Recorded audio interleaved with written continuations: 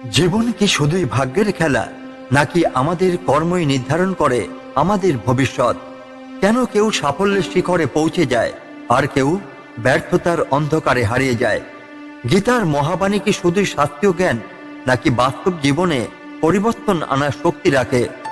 আপনি যদি কখনো ভেবেছেন কেন কিছু মানুষ সবসময় সফল হয়, কেন কেউ কঠোর পরিশ্রম করেও সঠিক ফল পায় না, কেন কিছু মানুষ নিজের সবচেয়ে বড় শত্রু হয়ে ওঠে, তাহলে এই ভিডিওটি আপনার জন্য। আজ আমরা নিয়ে এসেছি শ্রীমদ্ ভগবদ গীতার অসাধারণ শ্লোক এবং তার গভীর অর্থ, বাস্তব উদাহরণ ও হৃদয়স্পর্শী গল্প যা আপনার জীবন বদলে দিতে পারে। এই ভিডিওতে আপনি জানবেন কিভাবে নিজের দ্বারা নিজেকে উন্নত করা যায়, কিভাবে কর্ম করলে সত্যিকারের সাফল্য পাওয়া সম্ভব, কিভাবে নিজের আত্মাকে নিজের বন্ধু বানিয়ে জীবনে যে কোনো চ্যালেঞ্জ জয় করা যায়। কৃষ্ণের বাণী শুধু ধর্মীয় শিক্ষা নয়, এটি বাস্তব জীবনের সাফল্যের চাবিকাঠি। তাই পুরো ভিডিওটি মনোযোগ দিয়ে দেখুন এবং জানুন গীতার সেই অমৃত বাণী যা আপনার জীবনকে নতুন পথ দেখাবে। শুরু করছে গীতার মহান শিক্ষা। তোমার অধিকার শুধু তোমার কর্মের ওপর, কিন্তু তার ফলের ওপর তোমার কোনো অধিকারই নেই। কখনোই কর্মের ফলকে তোমার কাজের উদ্দেশ্য বানিও না এবং অকর্মণ্যতায় আসক্ত হয়েও না। এই শ্লোকটি কর্মযোগ দর্শনের মূল ভিত্তি। শ্রীকৃষ্ণ অর্জুনকে বোঝাচ্ছেন মানুষের উচিত শুধু কর্ম করা, ফলের চিন্তা না করা। মানুষ শুধু কর্ম করার অধিকার রাখে, কর্মের ফলে অধিকার নেই, তাই ফল নিয়ে চিন্তা করা উচিত নয়। কাজের উদ্দেশ্য শুধুমাত্র ফল অর্জন করা হলে তা দুঃখের কারণ হতে পারে। ফলের চিন্তা করে যদি কেউ কাজই না করে, তবে সে অকর্মণ্য হয়ে পড়বে। আমাদের কর্মনিষ্ঠ হতে হবে, কিন্তু ফল নিয়ে দুশ্চিন্তা করা যাবে না। অতিরিক্ত ফলের আশা দুঃখের কারণ হয়। কর্ম করলে ফল আসবেই, কিন্তু সেটার উপর আমাদের সম্পূর্ণ নিয়ন্ত্রণ নেই। এক গ্রামে ধনীরাম নামে এক কৃষক ছিল। সে খুব পরিশ্রমী ছিল, কিন্তু তার এক সমস্যা ছিল, সে সবসময় ফসলের ফল নিয়ে দুশ্চিন্তা করত। একদিন সে গুরুজনদের কাছে গিয়ে বলল, আমি প্রচুর পরিশ্রম করি, কিন্তু কখনো ফসল ভালো হয়, কখনো হয় না। আমি কি করব?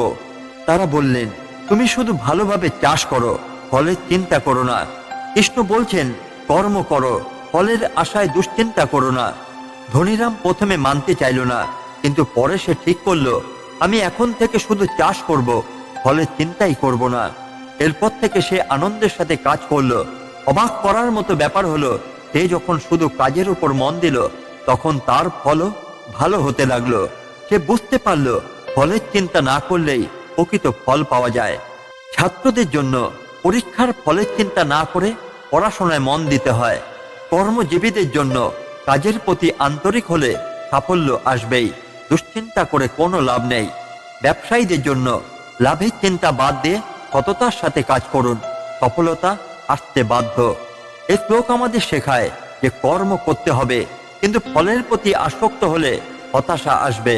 তাই আনন্দের সাথে কাজ করুন, ফল স্বয়ংক্রিয়ভাবে আসবে। প্রাচীনকালে গন্ধার রাজ্য নামে এক রাজ্য ছিল। এই রাজ্যে যুবরাজ উদয়ন ছিলেন একজন প্রতিভাবান রাজপুত্র। তিনি রাজনীতি, যুদ্ধ কৌশল ও স্বাস্থ্যবিদ্যায় পারদর্শী ছিলেন। কিন্তু একটি সমস্যা ছিল, তিনি সবকিছুতে ফল নিয়ে চিন্তা করতেন। যুদ্ধের আগে ভাবতেন, আমি যদি হেরে যাই। রাজনীতি করার আগে ভাবতেন, আমি যদি ব্যর্থ হই। অন্যের সাহায্য করার আগে ভাবতেন, আমার লাভ কি।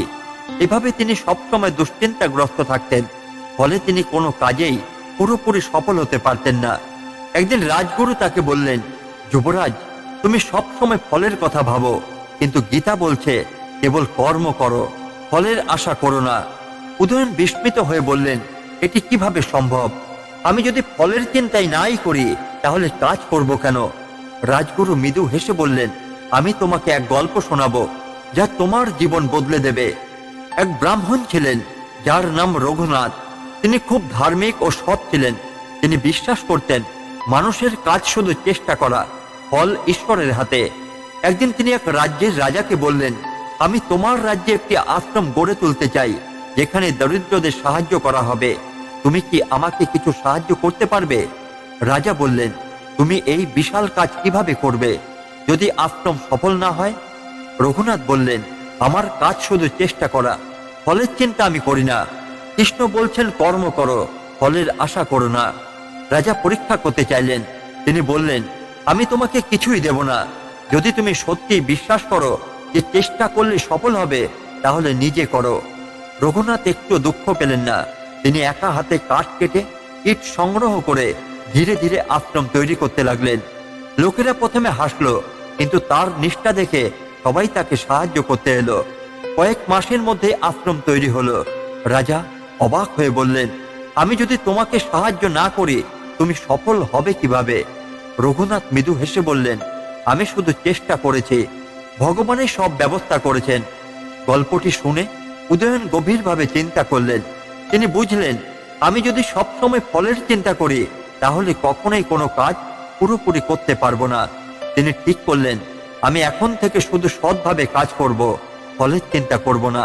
তিনি রাজনীতিতে মন দিলেন, প্রজাদের জন্য কাজ করলেন, সেনাবাহিনীকে শক্তিশালী করলেন। অবাক করার মতো বিষয় হলো, যখন তিনি ফলের চিন্তা না করে নিষ্ঠার সাথে কাজ করলেন, তখন তার জীবনে সাফল্যে আসতে লাগলো। এই গল্প আমাদের শেখায়, কর্মই প্রধান, ফল নয়। ফল নিয়ে চিন্তা করলে কাজের প্রতি উৎসাহ হারিয়ে যায়। যারা নিষ্ঠার সাথে কাজ করে তাদের জয় নিশ্চিত। গীতা শুধু ধর্মীয় গ্রন্থ নয়, এটি জীবনের দর্শন। নিজের দ্বারা নিজেকে উন্নীত করো এবং নিজেকে অবনতি হতে দিও না, কারণ আত্মা নিজেই নিজের বন্ধু এবং আত্মা নিজেই নিজের শত্রু। এই শ্লোকটি স্বনির্ভরতা ও আত্মোন্নতির গুরুত্ব ব্যাখ্যা করে। শ্রীকৃষ্ণ এখানে অর্জুনকে বোঝাচ্ছেন, নিজেকে উন্নীত করার দায়িত্ব নিজেরই। যদি আমরা নিজেদের নিয়ন্ত্রণ করতে পারি, তাহলে আমরা নিজেদের প্রকৃত বন্ধু। যদি আমরা নিজেদের নিয়ন্ত্রণ করতে না পারি, তাহলে নিজেরাই নিজেদের সবচেয়ে বড় শত্রু।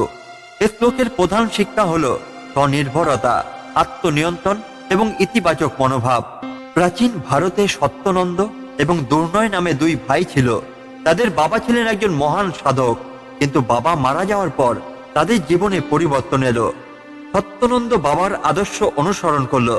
সে প্রতিদিন শিক্ষা লাভ করত, কঠোর পরিশ্রম করত, নিজের মনকে নিয়ন্ত্রণ করত এবং সৎভাবে জীবন যাপন করত।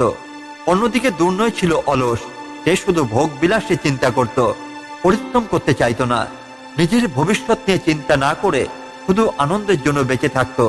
কয়েক বছর পর সত্যনন্দ একজন বিজ্ঞ পণ্ডিত ও সম্মানিত ব্যক্তি হয়ে উঠল, আর দুর্নয় সম্পূর্ণ নষ্ট হয়ে গেল। বন্ধুরা তাকে ছেড়ে দিল, সম্পত্তি নষ্ট হলো এবং সে দারিদ্র্যে পড়ে গেল। তখন একদিন সত্যনন্দ তাকে বলল, ভাই, তুমি নিজেই নিজের শত্রু হয়েছ। কৃষ্ণ বলছেন, নিজেকে উন্নত করতে হয়, নয়তো পতন অনিবার্য। দুর্নয় তখন অনুতপ্ত হলো এবং সে নিজের জীবন পরিবর্তন করল। ছাত্রদের জন্য কঠোর পরিশ্রম ও অধ্যবসায় ছাড়া সাফল্য সম্ভবই নয়। কর্মজীবীদের জন্য আত্মনিয়ন্ত্রণ না থাকলে কর্মজীবনে ব্যর্থতা আসবে। সাধারণ জীবনে ইতিবাচক মনোভাব ও আত্মনিয়ন্ত্রণ থাকলে জীবনে উন্নতি হয়। এই শ্লোক আমাদের শেখায়, নিজেকেই নিজের উন্নতি ও পতনের কারণ হতে হয়। আত্মনিয়ন্ত্রণ ও আত্মশৃঙ্খলা জীবনে সাফল্য এনে দেয়। নিজের মন ও কর্ম নিয়ন্ত্রণ করতে না পারলে নিজেই নিজের সবচেয়ে বড় শত্রু হয়ে উঠি। প্রাচীনকালে বিদর্ভ নামে এক শক্তিশালী রাজ্য ছিল। এই রাজ্যের রাজা ধর্মদেব ছিলেন এক মহান শাসক। তিনি প্রজাদের সুশাসন ও ন্যায় বিচার দিতেন। তার দুই ছেলে ছিল, অমররাজ ও সোমরাজ। অমররাজ ছিলেন মিতভাষী, আত্মনিয়ন্ত্রিত ও অধ্যবসায়ী। সোমরাজ ছিলেন ভোগ বিলাসী, অলস ও ক্রোধপ্রবণ। ধর্মদেব চেয়েছিলেন তার দুই পুত্র একদিন রাজ্য শাসনে দক্ষ হয়ে উঠবে, তাই তিনি তাদের কঠোর শিক্ষার মধ্যে রেখে বড় করলেন। কিন্তু সময়ের সাথে তাদের স্বভাব আলাদা হয়ে গেল। অমররাজ প্রতিদিন নিয়ম করে ধ্যান, অস্ত্রবিদ্যা ও রাজনীতি শিখত। সোমরাজ রাজকীয় ভোগবিলাসে মগ্ন থাকত, কখনো অনুশীলন করত না। রাজগুরু বহুবার সোমরাজকে বললেন, নিজেকে শাসন করো, না হলে তুমি নিজেই নিজের পতন ঘটাবে। কিন্তু সোমরাজ অবহেলা করল এবং বলল, আমি রাজপুত্র, আমার কিছুই হবে না। বহু বছর পর রাজা বৃদ্ধ হলেন এবং তার দুই পুত্রের জন্য একটি পরীক্ষা নিলেন। তিনি বললেন, তোমাদের দুজনকেই 1 বছর ধরে পৃথকভাবে একটি ছোট রাজ্য শাসন করতে হবে। যে সফল হবে সেই উত্তরাধিকারী হবে। অমররাজ এবং সোমরাজ নিজেদের নিজস্ব রাজ্য নিয়ে চলে গেল। অমররাজ প্রজাদের সুশাসন দিলেন, ন্যায় বিচার করলেন ও কঠোর পরিশ্রম করলেন। তিনি কৃপণতা ও অহংকার পরিহার করলেন এবং রাজ্যকে উন্নতির পথে নিলেন। সোমরাজ রাজ্যের সম্পদ নিজের বিলাসিতায় খরচ করলেন, অসৎ মন্ত্রীদের সাথে যুক্ত হলেন, নীতিহীন জীবনযাপন করলেন। তিনি শাসনের প্রতি কোনো মনোযোগী দিলেন না। 1 বছর পর যখন রাজা তাদের রাজ্যে পরিদর্শনে গেলেন, অমর রাজ্যের রাজ্য উন্নত ও সমৃদ্ধ হয়েছিল। সোমরাজ্যের রাজ্য দুর্নীতি ও বিশৃঙ্খলার শিকার হয়েছিল। রাজা ধর্মদেব বললেন, সোমরাজ, তুমি নিজের রাজ্যের পতনের জন্য কাকে দোষ দেবে? সোমরাজ বলল, আমার মন্ত্রীরা বিশ্বাসঘাতকতা করেছে। রাজা বললেন, তাহলে অমররাজ কিভাবে সফল হলো? সে কি অন্য রাজ্যে রাজত্ব করেছে? সোমরাজ স্তব্ধ হয়ে গেল। সে বুঝতে পারল, আমি নিজেই নিজের পতনের কারণ। আমার নিয়ন্ত্রণহীনতা, অলসতা এবং ভোগ বিলাসেই আমাকে ধ্বংস করেছে। রাজা তখন গীতার সেই মহাবাণী স্মরণ করিয়ে দিলেন, নিজের দ্বারা নিজেকে উন্নীত করো এবং নিজেকে অবনতি হতে দিও না, কারণ আত্মা নিজেই নিজের বন্ধু এবং আত্মা নিজেই নিজের শত্রু। সোমরাজ কান্নায় ভেঙে পড়ল এবং বলল, পিতা, আমি বুঝতে পেরেছি, আমি যদি আমার মনের উপর নিয়ন্ত্রণ রাখতে পারতাম তাহলে আজ এই পরিণতি হতো না। রাজা বললেন, তুমি যদি সত্যি শিখে থাকো তাহলে নিজেকে নতুন করে গড়ে তোলো, নিজের আত্মাকে নিজের বন্ধু করো, নিজের শত্রু নয়। সোমরাজ এরপর কঠোর অনুশীলন ও শাসন বিদ্যা শিখে সত্যিকারের যোগ্য রাজপুত্র হয়ে উঠলেন। তিনি বুঝলেন, নিজেকে নিয়ন্ত্রণ করতে পারলে জয় নিশ্চিত। অলসতা ও ভোগবিলাস মানুষকে ধ্বংস করে। নিজের উন্নতি বা পতনের জন্য কেউ দায়ী নয়, নিজের সিদ্ধান্তই নিজের ভাগ্য গড়ে। এই গল্প আমাদের শেখায়, আত্মনিয়ন্ত্রণ না থাকলে আমরা নিজেরাই নিজেদের শত্রু হয়ে উঠি। পরিশ্রম, সততা ও আত্মনিয়ন্ত্রণ মানুষকে সফল করে। গীতার শিক্ষা বাস্তব জীবনে প্রযোজ্য। যেখানে যোগেশ্বর শ্রীকৃষ্ণ আছেন এবং যেখানে মহাবীর ধনুর্ধারী অর্জুন আছেন, সেখানেই নিশ্চিতভাবে সমৃদ্ধি, বিজয়, উন্নতি এবং ন্যায় প্রতিষ্ঠিত হয়। এ আমার দৃঢ় বিশ্বাস। এই শ্লোকটি শ্রীমদ্ ভগবদ্ গীতার শেষ শ্লোক, যেখানে মহর্ষি ব্যাসদেবের মাধ্যমে সঞ্জয় ধৃতরাষ্ট্রকে কুরুক্ষেত্র যুদ্ধের চূড়ান্ত পরিণতি সম্পর্কে তার উপলব্ধি জানাচ্ছেন। এখানে যোগেশ্বর শব্দটি গুরুত্বপূর্ণ। শ্রীকৃষ্ণ কেবল একজন দেবতাই নন, তিনি যোগের অধীশ্বর বা সর্বোচ্চ যোগী। তিনি সর্বজ্ঞ, সর্বত্র বিরাজমান এবং সর্বময় নিয়ন্ত্রক। যেখানে তিনি উপস্থিত থাকেন সেখানে সর্বদা সত্য, ধর্ম ও ন্যায়ের প্রতিষ্ঠা হয়। অর্জুন হলেন ভগবানের সেই ভক্ত যিনি তার নির্দেশ মেনে যুদ্ধ করতে প্রস্তুত। তিনি কেবল শক্তিশালী যোদ্ধাই নন, বরং শ্রীকৃষ্ণের আদর্শ অনুসারী এবং তার শিষ্য। অর্থাৎ ভগবান তাকে আশীর্বাদ করেন এবং যিনি তার আদেশ পালন করেন তিনিই প্রকৃত বিজয়ী। এই অংশে বলা হয়েছে, যেখানে শ্রীকৃষ্ণ এবং অর্জুন একসাথে থাকেন সেখানে স্ত্রী অর্থাৎ সমৃদ্ধি ও কল্যাণ নিশ্চিতভাবে বিদ্যমান থাকে। বিজয় অর্থাৎ নিশ্চিত সাফল্য ও জয়লাভ ঘটে। ভূতি অর্থাৎ উন্নতি ও সমৃদ্ধি প্রতিষ্ঠিত হয়। ধ্রুবা নীতি অর্থাৎ শাশ্বত ন্যায় এবং নৈতিকতা বজায় থাকে। ভগবানের আশীর্বাদ ও নির্দেশ মেনে চললে জীবনের সফলতা নিশ্চিত। শুধুমাত্র শক্তি ও দক্ষতা নয়, সঠিক দিক নির্দেশনারও প্রয়োজন। অহংকার ছেড়ে শ্রীকৃষ্ণের উপর বিশ্বাস রাখা উচিত। যেখানে ভগবান শ্রী রামচন্দ্র ছিলেন সেখানেই হনুমান তার আদেশ মেনে চলে সমস্ত বাধা দূর করেছিলেন। রামের আশীর্বাদ ও নির্দেশে হনুমান লঙ্কা দহন করেছেন, সীতা মাতাকে খুঁজে পেয়েছেন এবং রাবণকে পরাজিত করতে সাহায্য করেছেন। এটি দেখায় যে ভগবানের উপস্থিতি এবং তার ভক্তের নিষ্ঠা থাকলে কোনো কিছুই অসম্ভব নয়। পুরু সমাজ যখন দুঃশাসন দ্রৌপদীর তীর হরণ করতে চেয়েছিল, তখন দ্রৌপদী প্রথমে নিজের চেষ্টায় কাপড় আঁকড়ে ধরেছিলেন, কিন্তু যখন তিনি সম্পূর্ণভাবে কৃষ্ণের শরণ নিলেন তখন কৃষ্ণ তার অনন্ত বস্ত্র দ্বারা দ্রৌপদীকে রক্ষা করলেন। এটি প্রমাণ করে যে ভগবানের উপস্থিতি যেখানে থাকে সেখানে সত্য ও ন্যায় প্রতিষ্ঠিত হয়। পাণ্ডবদের 5 ভাই মাত্র, কিন্তু কৃষ্ণের আশীর্বাদ ও নির্দেশনায় তারা কৌরবদের শত ভাইকে পরাজিত করেছিল। শ্রীকৃষ্ণ যেখানে ছিলেন সেখানেই জয় নিশ্চিত হয়েছিল। ভগবানের উপর বিশ্বাস রাখা উচিত। জীবনে যে কোনো সংকটেই যদি আমরা সত্য ও ধর্মের পথে থাকি এবং ভগবানের প্রতি বিশ্বাস রাখি তাহলে আমাদের জয় নিশ্চিত। শুধু শক্তি থাকলেই হবে না, সঠিক নির্দেশনা ও দীক্ষা গ্রহণ করা গুরুত্বপূর্ণ।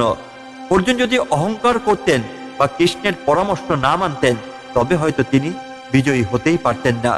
এই শ্লোক আমাদের শেখায় যে যেখানে সত্য, ধর্ম ও ভগবানের আশীর্বাদ থাকে, সেখানে নিশ্চিতভাবে জয় ও উন্নতি আসে। আমাদের উচিত সর্বদা সৎ পথে থাকা, ভগবানের নির্দেশ মানা এবং ভক্তি ভরে তার আশ্রয় গ্রহণ করা। অতীতকালে দ্বারকা রাজ্যের পার্শ্ববর্তী এক রাজ্য ছিল বিদর্শন। এই রাজ্যের যুবরাজের নাম সুরত। তিনি ছিলেন এক শক্তিশালী যোদ্ধা এবং সুবিচারক রাজপুত্র। কিন্তু একটি দুর্বলতা ছিল, তিনি ভগবানের উপর পুরোপুরি ভরসা করতে পারতেন না। তিনি বিশ্বাস করতেন শক্তিই সব, আমি নিজেই আমার ভাগ্য গড়ে তুলব।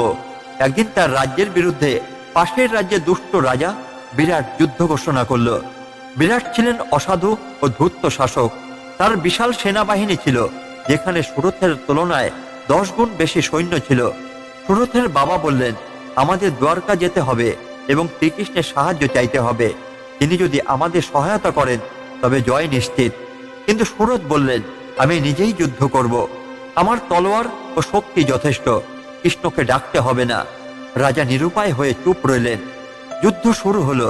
সুরথ বীরের মতো লড়লেন, কিন্তু বিরাটের বিশাল বাহিনীর সামনে তিনি ধীরে ধীরে দুর্বল হয়ে পড়লেন। যুদ্ধক্ষেত্রে একসময় চারিদিক থেকে শত্রুরা তাকে ঘিরে ফেলল। তিনি বুঝলেন, আমি একা কিছুই নই, আমি বড় ভুল করেছি। তিনি পরাজিত হলেন। তার রাজ্য দখল হয়ে গেল এবং তাকে বন্দী করা হলো। সুরথ বন্দিশালায় বসে অনুশোচনা করছিলেন। তার মনে পড়ল গীতার সেই কথা, যেখানে কৃষ্ণ থাকেন, যেখানে অর্জুনের মতো ভক্ত থাকেন, সেখানে জয়, ন্যায় এবং সমৃদ্ধি নিশ্চিত। তিনি কেঁদে কেঁদে বললেন, হে কৃষ্ণ, আমি ভুল করেছি, আমি আপনাকে ডাকিনি, আমি অহংকারে অন্ধ ছিলাম, আমাকে রক্ষা করুন। হঠাৎ সেই রাত্রে এক অলৌকিক ঘটনা ঘটল। বন্দিশালা দরজা খুলে গেল এবং সামনে দাঁড়িয়ে আছেন শ্রীকৃষ্ণ। সুরথ, তুমি অবশেষে আমার কথা মনে করেছ, এখন তোমার জয় নিশ্চিত। কৃষ্ণ বললেন। সুরথ লজ্জিত হয়ে বললেন, প্রভু, আমি দেরি করে ফেলেছি, আমার রাজ্য চলে গেছে, আমি বন্দী, আমি কি আমার জিততে পারবো? কৃষ্ণ মৃদু হেসে বললেন, যদি তুমি আমার উপর সম্পূর্ণ বিশ্বাস রাখো, তাহলে কিছুই অসম্ভব নয়। পরের দিন সুরথের কিছু বিশ্বস্ত অনুগামী বন্দিশালা থেকে তাকে উদ্ধার করল। কৃষ্ণের পরামর্শে তিনি নতুন করে তার বাহিনী সংগঠিত করলেন এবং এবার সম্পূর্ণ আত্মবিশ্বাসের সাথে কৃষ্ণের নাম স্মরণ করে যুদ্ধ করলেন। অবাক করার মতো ঘটনা ঘটল। শত্রুদের সেনাবাহিনী বিভ্রান্ত হয়ে গেল, তাদের যুদ্ধের কৌশল ব্যর্থ হলো এবং সুরথ সহজেই বিজয় লাভ করলেন। যুদ্ধ শেষে সুরথ কৃষ্ণের চরণে লুটিয়ে পড়লেন, হে কৃষ্ণ, আজ আমি বুঝেছি আপনাকে ছাড়া জয় সম্ভব নয়, আমার অহংকারেই আমাকে পরাজিত করেছিল। কৃষ্ণ বললেন, এই কথা মনে রেখো, যেখানেই ভগবান থাকেন এবং যেখানে ভক্ত সত্য ধর্মের পথে থাকে, সেখানেই নিশ্চিত জয় ও সমৃদ্ধি আসে। সুরথ এরপর নিজের রাজ্যে ন্যায়ের পথে পরিচালিত করলেন এবং সারা জীবন কৃষ্ণের প্রতি ভক্তি রেখে রাজত্ব করলেন। অহংকার পতনের মূল কারণ। নিজেই শক্তির উপর অতিরিক্ত বিশ্বাস মানুষকে দুর্বল করে তোলে। ভগবানের উপর বিশ্বাস রাখলে সমস্ত বাধা দূর হয়ে যায়।